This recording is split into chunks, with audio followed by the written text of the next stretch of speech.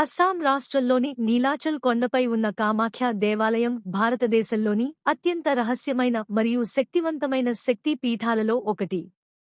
ఈ దేవాలయంలో విగ్రహం లేదు.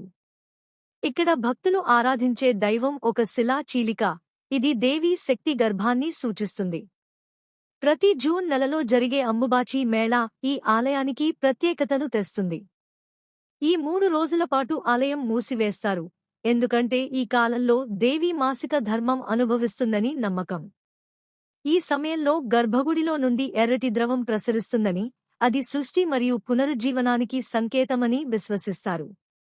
అంతేకాక ఆలయానికి కింద రహస్య సొరంగాలు ఉన్నాయని, ఇక్కడ శతాబ్దాలుగా తాంత్రికులు సాధన చేసి ఆధ్యాత్మిక శక్తిని పొందారని చెబుతారు.